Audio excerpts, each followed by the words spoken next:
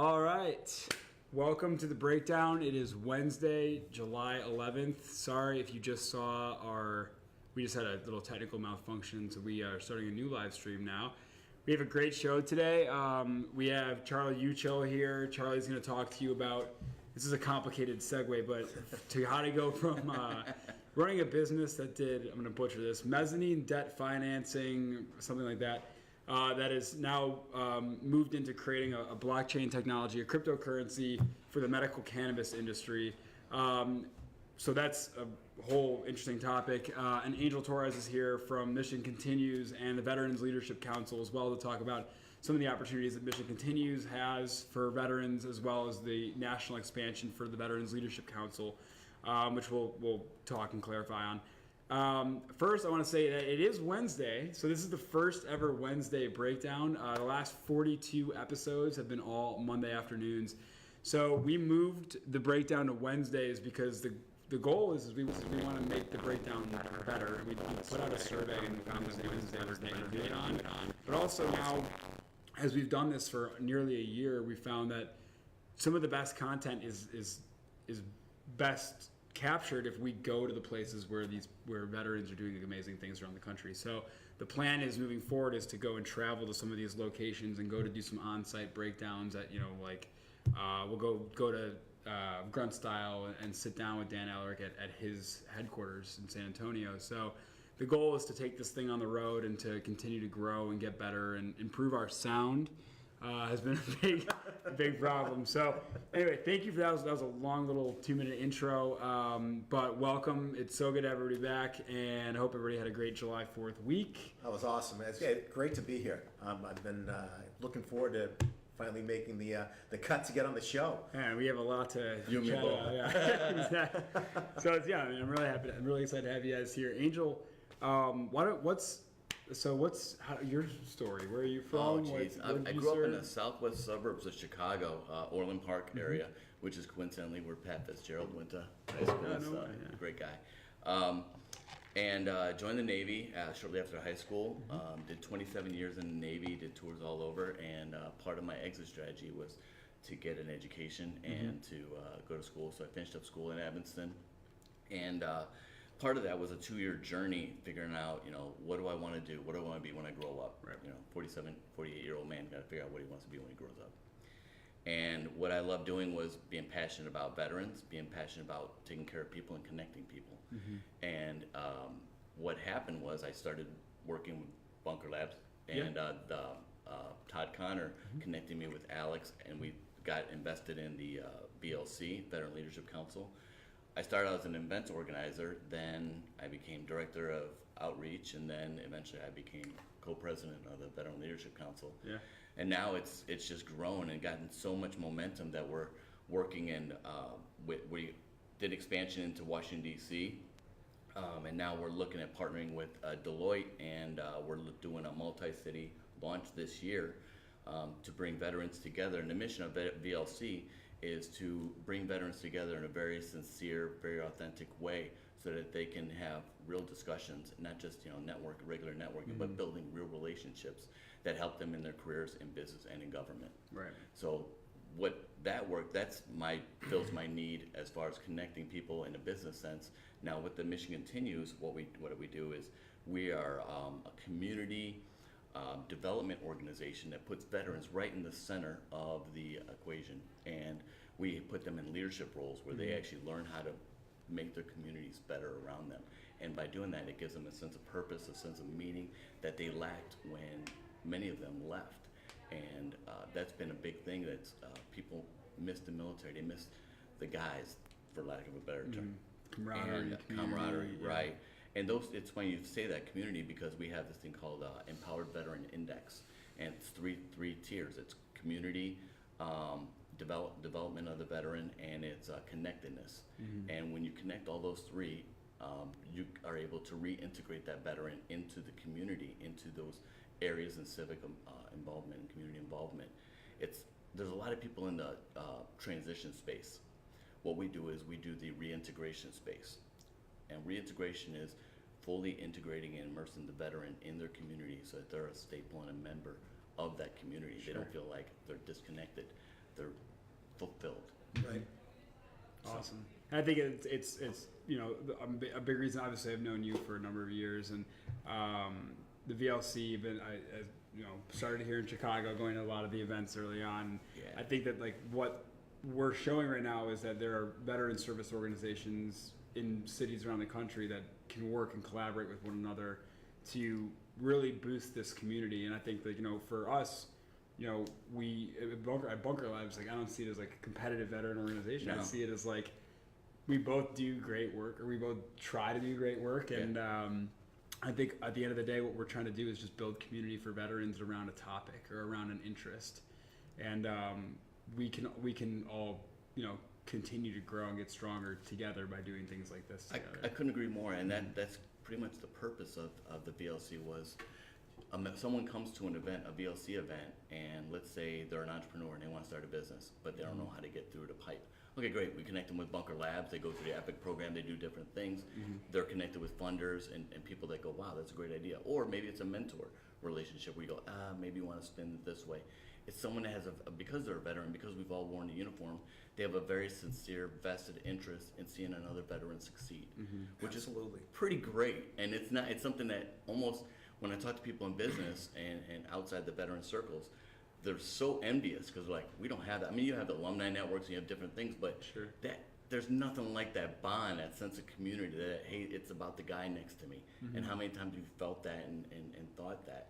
And everybody, and that's one thing I've noticed with the VSOs and different organizations is we're not trying to get our slice of the pie, if you will. Everybody does something very, very well. We do community outreach and service extremely well, better than anybody else. But we're working with organizations like Combined Arms, which will be the overarching entity nationally and brings all the VSOs together. Yeah. And then you have Illinois Joining Forces, you have Travis Main, Bunker Labs, you have all these people that are working together. And it's all, hey man, what can I do for you? It's not, what can you do for me? It's, hey, how can I help you be successful today? In a very real way. Yep. And by real, I mean answering the email, answering a phone call, saying, man, just I'll being there. I'll show up. Exactly. Showing Showing up. So let's show up for Charlie here. I want to. So Charlie, my quick intro for you is I've known you since the beginning as members of the first Bunker Labs cohort. Yep. And I never understood what you did, and I still don't understand what you do. I don't know what mezzanine debt financing is, but your company, CoolMellon, all right, let's just start from the beginning. When we first met a few years ago, what were you doing? Sure. So CoolMellon was initially started as my partner is both 92 grads from West Point. He came to me trying to fund a real estate project down in Austin.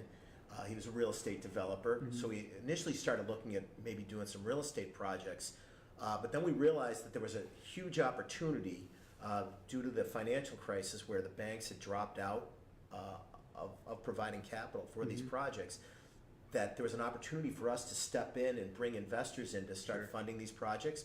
And there was a specific type of debt that was missing. The banks would fund up to a certain amount, and the developers would bring in so much equity, but there was that gap right there that needed to be filled, and that's called mezzanine debt. It's a subordinated type of debt. It's not the senior debt that the banks are at. It's not equity. It's right in between. So it was fairly decent interest rates that we could turn to our investors with some risk. And we started, that was what CoolMellon was set up to do, was provide mezzanine debt lending for these commercial real estate projects. And we found some great projects. We had some general excitement from investors, but what was one of the strange events that happened once we put our name out was we started getting calls from cannabis operators. Why? Said they couldn't get funding at all because marijuana is a Schedule I drug, part of the Controlled Substance Act. Banks are loath to be involved in this industry. And you understand, and again, I understand why they're avoiding it, and I understand the risk from it. But they said, hey, instead of offering these nice interest rates for subordinated debt, could you offer us loans where you'll actually be in senior position, like we would be the bank, like doing a mortgage on one of these facilities. And at first my partner and I said, no, not going to do that. But we got. Why is that? Why? If people are saying, "Can you build it? Can you get this thing for me?" I didn't know enough about marijuana. Sure. Again, I've said this to you before. You could put oregano and marijuana in front of me, and I'd have a 50-50 shot at getting what it was. Sure. I just wasn't willing to get into that. I just didn't understand it enough. But we started going out to Washington State. Actually, started touring these facilities, started touring these dispensaries. Saw they were legitimate businesses, doing real revenues, and we saw a legitimate opportunity to fund it, and we were willing to, hey, let's do this. So we started putting together some plans or lending packages where we could lend to this industry, and that's where that led us into the cannabis industry. What? Just heading out? No, grab you. Oh, okay. Thanks. We're live here. It's live. I'm just trying to help you out. We're good. Yeah. Keep it rolling. We're good. One of the other things that happened, though, as we started going through this and understanding, how this business work and how our loan packages would work, was that the marijuana companies and a lot of these marijuana-related businesses structured themselves in a certain way for tax purposes. And we started figuring out, would there be any way to create a structured product around the revenues that they were generating, and let investors now come in and invest and buy a piece of those revenues. And we said, hey, this could be. So again, if there's a pool of leases. Yeah. Let's say it's annually $600,000 of leases that these companies are getting, but they need money to build the facility. I'd say, hey, let us own the leases. Okay. I'll bring the investor dollars in. All the investors that I bring, I've raised $6 million. We're all going to participate in those lease revenues. Okay. You don't have to think about anything else. You're just going to Yeah. own a piece of that lease. And I said, what if we create a structured product around that?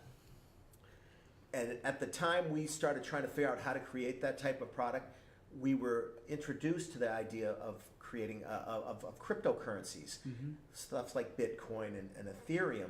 All these coins exist, and it's very difficult to figure out what is the value of it. I mean, I've said it to you earlier today, Bitcoin could go to 100,000 today or go to a penny today, and I wouldn't be surprised. There's really no way. It's very difficult to put a value on it. It's But if volatile?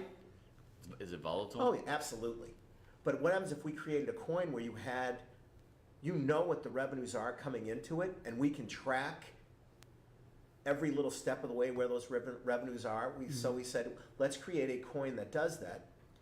And we also decided that we were going to raise a fund and do it as a security, and we'll get into that later. Do you do why that by was- managing the supply or monitoring the supply chain and the customer base, and look at the analytics of how many people are buying and selling and all that kind of stuff? Absolutely. So that's one of the things that blockchain could do. At first, we just were going to create a coin that was going to be its first kind of an asset-backed coin. When we brought it to our attorneys over Freeborn and Peters, who are just been a tremendous partner in this, and they're leaders in the whole cryptocurrency space, specifically Tony Zioli, who's I know a big friend of the bunker. Yeah. They said, hey, if we Shout out, create Tony. a currency that is a security, you might also be able to create a medium of exchange that can be used in the cannabis industry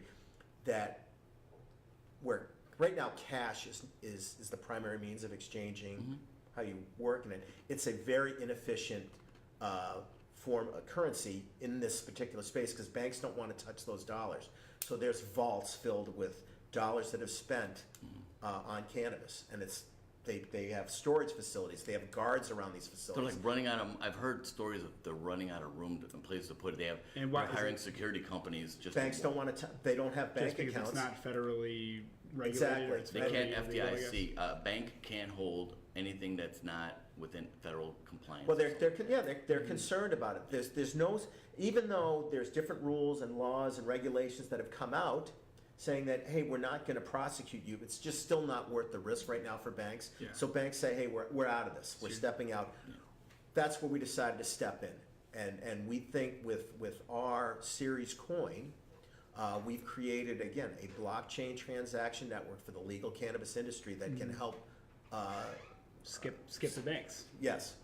Go around them, But kinda, yeah. but we're also serving as a conduit for the banks to get comfortable working with us. Okay. So we're speaking to different credit unions because they're interested in this space, but again, they want They want to reduce and hedge out their risk, Yeah. and they see our coin as a way to do that.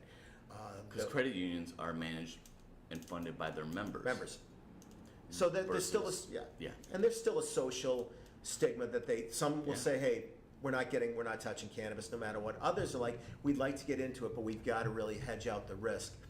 Our coin is a way of doing that. So when you transact with our coin, I'll be able to know, and we'll be able to hash out, Good. Yep. creating. Got it. So,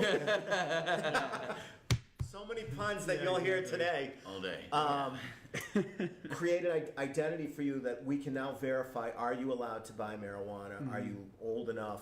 If it's in a medicinal state, do you have the required licenses? Are you purchasing it then from a facility that's allowed to send it, allowed to buy it? And then we can track all those transactions, and we will put it on our private chain, and we'll allow regulators to take a look at it. We'll allow banks to take a look at it. They will get the transparency that they'll see that there was nothing illicit done, that wasn't illegal drugs flowing Right. into the pipeline. We'll be able to track all that. That's So the it's a value pretty, of blockchain, yeah. and that's the value proposition that we can offer. So part of your due diligence is you're taking on the vetting and the research piece of people that are allowed to do it. Absolutely. Wow. So You don't feel that's a pretty heavy weight to bear? Yes, but it's just a matter of going through the process of doing it right. So the other part that we're doing that's different from all the other coin offerings that are going on is that we're doing what would probably be called a securitized token offering. We are actually working. Write that down. Right. Somebody. STO, Securitized, yeah. Yeah. as opposed to an ICO, an initial coin offering. We are working with the SEC on Okay. our offering. Wow. We've had numerous calls with them. They've followed what we're doing, and we will now submit an offering document which will go into very extensive detail on how our coin and our token actually will work. And then again, we'll have more time to get into how the investors make money on this, but. We want to work with the government on how to do this, and we think we have a pretty good compromise on how we can, again, create this transaction network that gets this, dangerous cash off the floors of dispensaries, off the floors of growers, and kind of bring them into the mainstream of, Give them a channel. of how they can actually, run their business. Super cool. What's the risk if, with the current political climate and the viewpoints towards the cannabis industry, what's the risk if Attorney General comes down and says, hey, you know what? Would that affect? Well, as a former trader, I would say that you actually have to acknowledge that risk, and that's still why we still have. I'm not trying to be a Oh Debbie no, Downer. no. That's a I'm great. curious. I was It's like, a great. It is a Only great got his question. dream. Come on. No. That's It was a dream. what I do. I own it. No. It's a great question. In fact, we keep red pom poms over here and blue pom poms because when You're hedging your bet. we Yeah, need I this. got it, We need a little bit of this conflict initially to gain ground. I think the genie's probably out of the bottle. There are right now 30 states that have approved medicinal cannabis. 46 states have approved some form of cannabis use, in some form or fashion. There's only four out of 50 that have said no cannabis use at all. So again, I think the genie's out of the bottle. The seeds have been planted. Until they see this breakdown. Get it? and See then them they come planted. and shut it all down, Charlie. I got mine. No, and President Trump came out fairly recently, like within the last 4 weeks, where he spoke to the senator from Colorado who was holding up some of his judicial nominees about, prosecuting Federal judges around, yeah. about prosecuting cannabis. He said, I'm not going to approve some of your federal justices until you kind of maybe push back on Attorney General Sessions, revoking some of the laws that or amendments that, not amendments, but regulations that the Obama administration put in place. And Trump said, I will, if a state like Colorado says cannabis is legal, I will not, I'm going to leave it up to you guys to monitor and police it. So he's kind of backtracked away from what sessions. And again, I think he's a businessman in that regard. So You pick your battles. right, Yeah. and so now he's getting that support from the senator from Colorado. Amazing.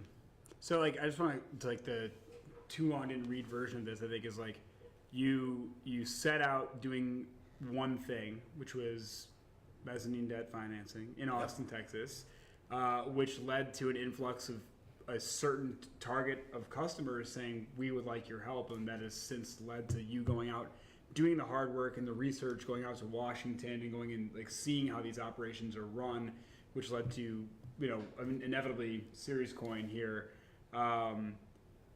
So I'm trying to just show like stress like the process of all of this is like you're not out here, trying to be the biggest marijuana kingpin in the world. It's like this is good. It's like good business, Absolutely, and an opportunity, and a door open for you that you saw, and you had the unique set of skills, to quote Liam Neeson, to come in and like apply them. Basically, and I think that's like the real takeaway here is that like a door opened up, and you were the right person in the right time to come in and say, "There's an opportunity here." Right. I think that's right. And the stuff that we learned actually, going to these initial bunker, meetings on Thursdays, the importance of getting out away from getting out of the office and talking to your customers. I think the projects that we had were pretty neat in the mezzanine debt space, and they were good. You were going to get a pretty decent return. But when we speak into a lot of these family offices about some of the, it's funny, I would say vanilla mezzanine debt things. And then we also said, we also have a cannabis warehouse that we're looking at funding. They didn't want to hear about the soybean storage facility on the Mississippi River that, had just right. neat recurring green. revenue. Yeah. I want to hear about tell me about the cannabis warehouse. Right. It was Really? oh my God, yeah. Oh my God. The interest, it was, again, they didn't want to hear about my soybean storage facility anymore. They wanted to know about this. Because it's an opportunity that's in the mainstream could be cutting edge. It's hey, that's the untapped thing. I want to be the person at the front end, not on the. I wish I would have the early adopter, the maven who gets in and grabs it and says, you know what, I was the guy 10 years from now. I was the guy who got in early at the Microsofts on Amazon and all that stuff. They want to be that guy. So and it's exciting for me too. I kind of like the innovation stuff of being an entrepreneur and the idea of being first here. Yeah. I think our goal is to be the first or one of the first cryptocurrencies to be qualified as a SEC security. We're going through that process. It's a difficult process. It's long. It's been I think we sent that picture. You have this straight line image of here's the finish line. It's just a straight line. And it's really not. It's down some ditches and up a mountain.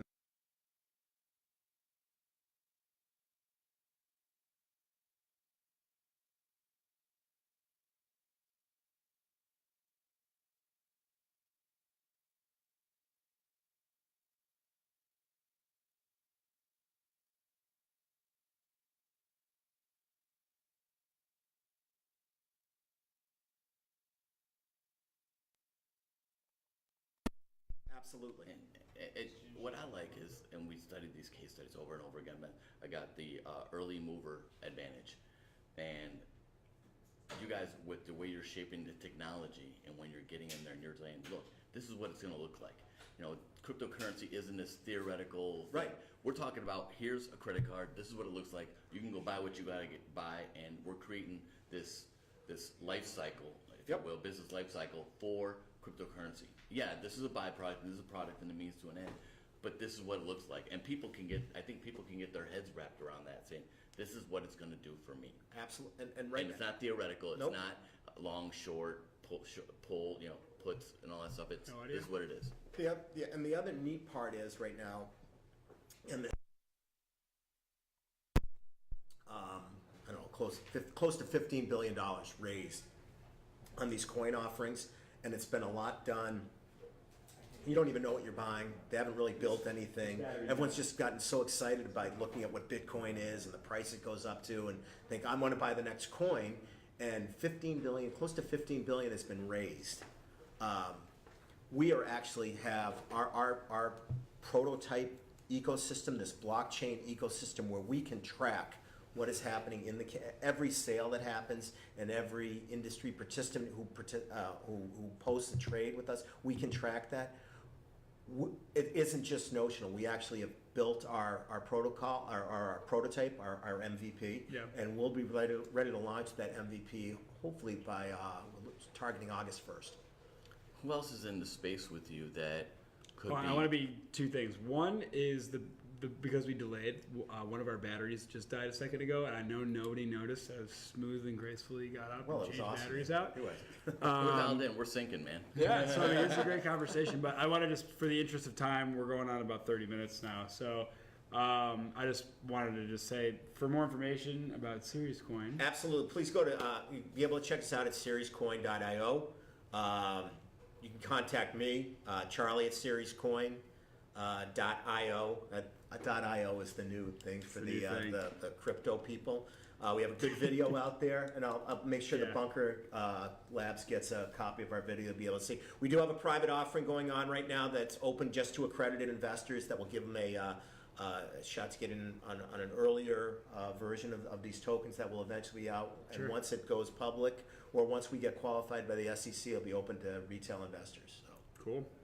And Angel, mission continues? Yeah, I was just at a meeting, and we're doing what's called Block Blitz, and we're gonna go over it into Cragen and the 36th Ward, and we're gonna take over 2 entire city blocks. We're bringing in the Red Cross, we're bringing in immigration attorneys, we're bringing in all these different services for that area, that underserved area of Chicago, and where people are scared to come out of their houses and stuff, and we're gonna do landscaping, we're going to do streets and sanitation's coming, we're doing smoke detectors, safety, door to door, and we're just coming in. It's going to be a state-of-the-art kind of project, and it's going to be our benchmark, and I'm excited to build it out, because people are going to see in their front yard what a veteran looks like. Absolutely. They have this notion, this idea of what a veteran looks like. Well, a veteran is me. A veteran is a woman. It's a young person. This is what a veteran looks like, and this is what they're going to do for you. And I think we're going to be able to do some serious things here in Chicago, in the 36th Ward, expand throughout the city, the region, and the nation. Awesome. Amazing. How cool is this that we can have this like platform here to like sit and talk about like cryptocurrency and like community development, and like this is like, I don't want to say it's common at Bunker, but like, you know, this is the kind of stuff that happens in the veteran And these are the community. kind of people that you run into. Like I ran into Alderman Villegas here, I remember, 36th Ward here, and we just became friends, and just an amazing guy. I mean, really cares. And I found out he was the chairman of the Veteran Caucus. I'm like, oh yeah, we can definitely do things together and support my other brothers and sisters. So I'm excited about that. That's really neat. Awesome. Well, Angel, thank you so much. Appreciate it. Charlie. Well, thanks a lot, man. That was fun. Thank you very much. And we will be back next Wednesday at 4:30 Central. Looking forward to it. Thank you very much. Have a good afternoon. Take us out, Adam.